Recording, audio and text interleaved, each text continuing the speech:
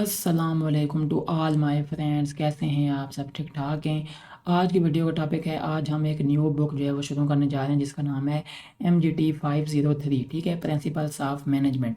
ये हमारे पास जो है इसकी सारी जो है हमारे पास लेक्चर आएंगे इस चैनल पे। आपने लाजमी जो है इसको फॉलो करना है। ठीक है, यहाँ से जो है लेक्चर नंबर 1 शुरू हो रहा है। ये देख सकते हैं आप, ये लेक्चर वन है सारा। ठीक है, लेकिन यहाँ पे क्या है, बहुत मुश्किल जो है अल्फाज में लिखा हुआ है।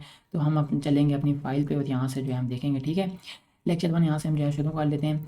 MGT 503 lecture lesson number 1, historical overview of management.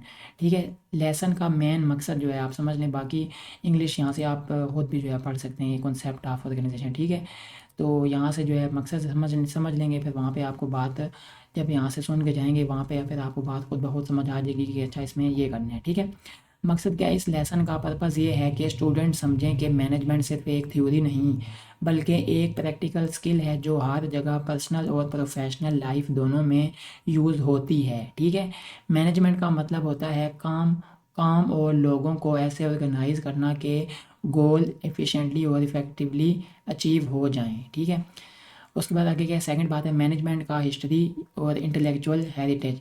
यानी कि मैनेजमेंट नई चीज़ नहीं है, हज़ारों साल पहले भी लोग बड़े प्रोजेक्ट्स प्लान करते थे, जैसे Egyptian pyramids, great wall of China. ठीक है, इन प्रोजेक्ट्स में हज़ारों लोग काम करते थे और कोई ना कोई मैनेजर होता था जो सबको बताता था कि क्या करना है, किस तरह करना है और काम सही चल रहा है या नहीं। ठीक है, वो आपको पता ही है, मैनेजर जो होता है वो हर चीज़ को मैनेज जो है कर रहा होता है। ठीक है, तीसरी बात है इजिप्शियन पिरामिड्स, यानी कि 4000 BC।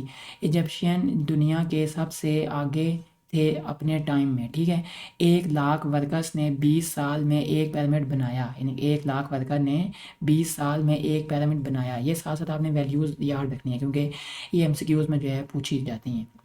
उनके पास आज के मशीन्स नहीं थे, यानी आज की जो मशीन है वो नहीं थी, क्रेन्स, बिल्डोजर्स वगैरह, लेकिन प्लानिंग और ऑर्गेनाइजेशन बहुत स्ट्रॉन्ग थी। ठीक है, वो लोग सब काम के रिकॉर्ड्स रखते थे, किसने क्या दिया, कब दिया और कैसे कैसे उसे कैसे यूज़ हुआ। ठीक है, इससे ये साबित होता है कि मैनेजमेंट कॉन्सेप्ट पुराने ज़माने से ही एग्जिस्ट करता था।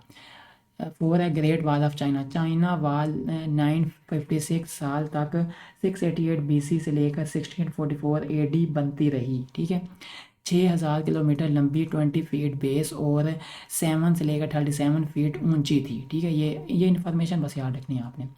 लोगों ने मिलकर ये प्रोजेक्ट कंप्लीट किया। मकसद क्या था? मकसद ये था टेरिटरी मार्क करना, एरिया डिफेंड करना, सिल्क रोड प्रोटेक्ट करना। ठीक है, यानी टीम वर्क और ऑर्गेनाइजेशन के बिना ये पॉसिबल नहीं था। पांचवी बात है आदम स्मिथ और द वेल्थ ऑफ नेशन ने 1776।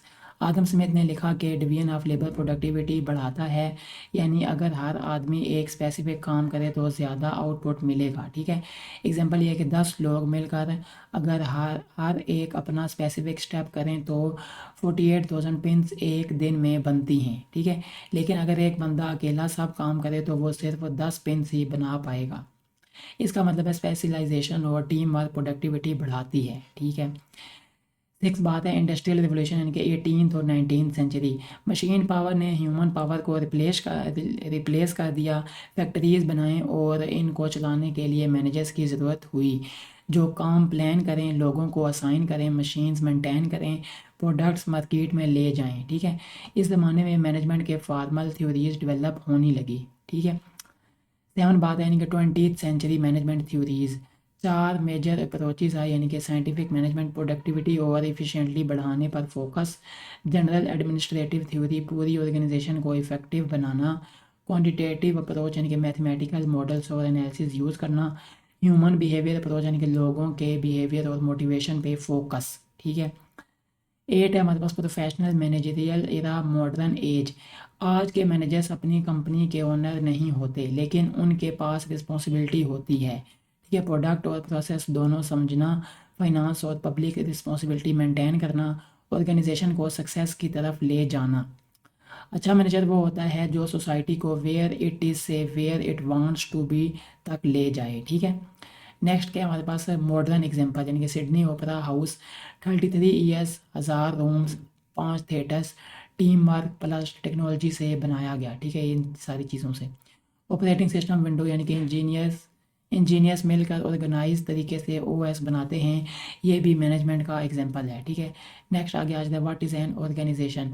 कोई भी जगह जहाँ दो या ज़्यादा लोग मिलकर एक कॉमन गोल के लिए काम करते हैं, जैसे कि hospital, college, factory, mosque, etc. हर ऑर्गेनाइजेशन के 4 बेसिक एलिमेंट्स होते हैं, यानी कि पीपल, काम करने वाले, पर्पस, गोल या ऑब्जेक्टिव, प्रोसेस, काम करने का तरीका, पोल का यानी कि मेन फंक्शन ऑफ मैनेजमेंट, इसमें क्या नाम होता है, पी से बन गया प्लानिंग, ओ से ऑर्गेनाइजिंग, एल से हो गया लीडिंग, सी से हो गया कंट्रोलिंग और एश्योरेंस के साथ। ठीक है, ए से यानी कि एश्योरेंस हो गया। आगे जो है बस यहाँ तक ये सारा जो है लेक्चर था। यहाँ से अब हम चलते हैं अपने इंपॉर्टेंट एमसीक्यूज़ में, यानी कि इस लेक्चर में से जितने भी इंपॉर्टेंट एमसीक्यूज़ हैं वो अब हम जो है वो देख लेते हैं। Who wrote the wealth of nation, किसने लिखी, Adam Smith. In which year was the wealth of nation publish, कब पब्लिश हुई, 1776 में। What concept did Adam Smith introduce in his book Division of Labor? What was the main advantage of division of labor according to Adam Smith? तो it increases productivity. How many workers, ये मैंने ऊपर आपको कहा था याद रखना है, तो 1,00,000 workers. How long did take, कितना यानी टाइम लगा, 20 year. What was the Great Wall of China built for, किस चीज़ के लिए बिल्ट हुई, to mark territories, defend the area and protect the Silk Road.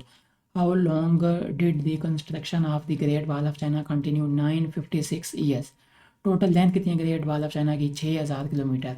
What is definition of organisation की definition क्या है, एन एंटिटी वेयर 2 और more persons work together to achieve a common goal. ठीक है, 3 की एलिमेंट्स ऑफ एन ऑर्गेनाइजेशन, यानी कि एक होता है पीपल, पर्पस और process. What are the 4 main functions of management known as POLC, यानी कि अभी हमने देखा था planning, organizing, leading and controlling, और ये से था आगे एश्योरेंस। ठीक है, what was the main contribution of the industrial revolution to management, replacement of human power with machine power. Why were manager needed in factories during the industrial revolution, क्यों जो है मैनेजर की ज़रूरत होती है, to plan करना, organize करना, lead करना and control production processes. What are the 4 major management approaches in the 20th century, यानी कि scientific, administrative, quantitative and human behavior approaches. What was the main purpose of building the Sydney Opera House, to provide entertainment to the public. In which country is the Sydney Opera House located, कहाँ पे, Australia में। What was used in the construction of the Sydney Opera House roof, 1056,000 tiles imported from Sweden. What is the height, कितनी height है Sydney opera house की, 183 metre. What does professional managerial era mean, an age where trained managers make business decisions and set trends. What does management mainly aim to achieve goals efficiently and effectively? What ancient example shows early management skills, the Egyptian pyramids. Polka से क्या मुराद है, ये भी हो चुका है। What was the most obvious demonstration of Egyptian power, their massive construction projects. 3 major considerations along the Nile during pyramid construction, time, money and worker satisfaction. What is common between ancient and modern management, organized efforts to achieve goals. ठीक है, what is the key role of a modern manager, to lead society from where it is to where it wants to be. ठीक है, next है कि किस चीज़ से replace कर दिया ह्यूमन पावर को मशीन पावर से। What book influenced early economic and management thinking, the wealth of nations. ठीक है, who ensure that material and workers are available in big projects, तो क्या था, मैनेजर्स। तो ये जो है हमारे पास इंपॉर्टेंट सवाल थे और ये सारा जो है लेक्चर नंबर 1 था। उम्मीद है कि आपको लेसन अच्छा लगा होगा। अगर अच्छा लगा है तो लाजमी मुझे कमेंट करके लाजमी बताएं कि कैसे लगे आपको। इंशाल्लाह नेक्स्ट वीडियो में मिलेंगे आपके साथ। अस्सलाम वालेकुम रहमतुल्लाहि व बरकातहू।